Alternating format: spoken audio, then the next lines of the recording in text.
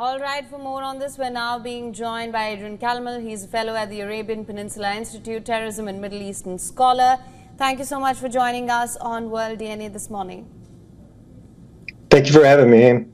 Now, Mr. Kalmal, the question is a ceasefire anywhere on the table? Do you think it will come anywhere in the near future? Or do you think this is just face saving at this point for the United States, of course, as the elections are approaching as well?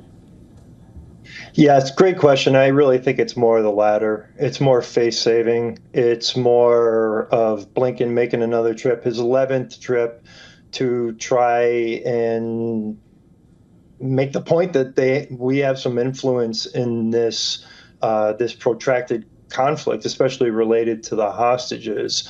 And then I think we also need to take a step back with everybody talking about the death of Sinwar being an opening. We have to also remember that the Hamas has elected their whole new Politburo. They're sitting in Qatar. They're directing to Gaza. And ultimately, the decision may rest in Qatar, but ultimately the Islamic Republic. So we can continue to pressure Israel into making some type of deal, and proposals have been put on the table. Nothing post-Sinwar, so to speak. But I don't expect any movement, unfortunately.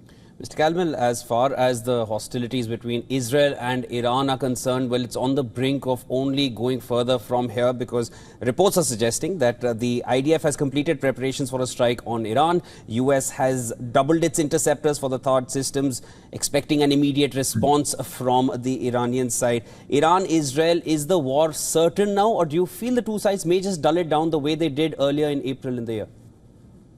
No, Shivan, great question. I don't expect it to dull down.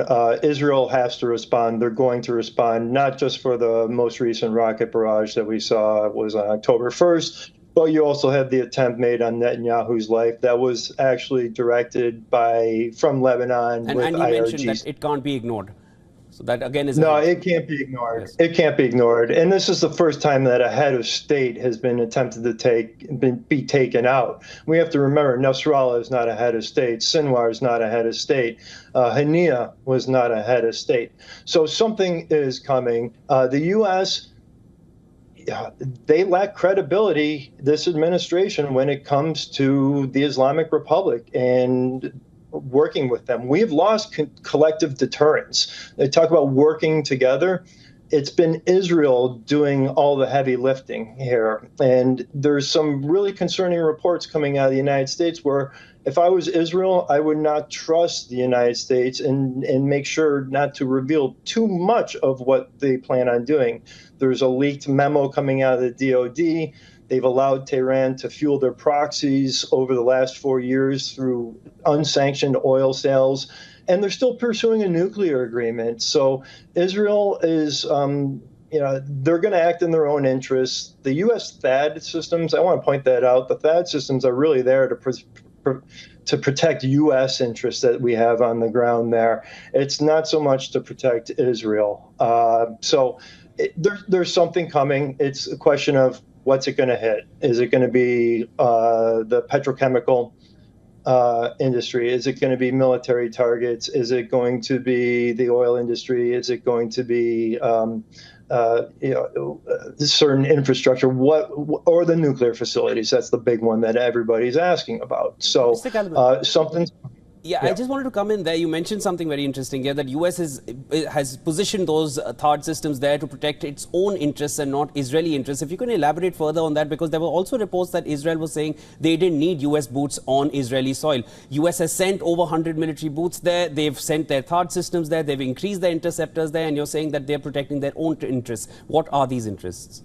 Well, if you look at where the THAAD is deployed, they're around in the Negev, for example. That's one area where they are deployed, and they're around where U.S. has certain. I can't go into too much detail, but they have certain interests, hardware interests, intelligence interests, that they don't want to be targeted inside. It's protecting our own interests within the country, within Israel. Understood.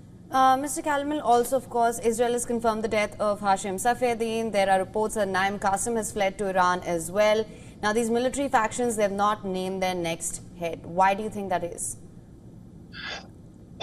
It's because, great question, Hima. It's because they've been completely thinned out. When you look at their structure, Naim Qassam really is the last notable figure that I see sitting up there.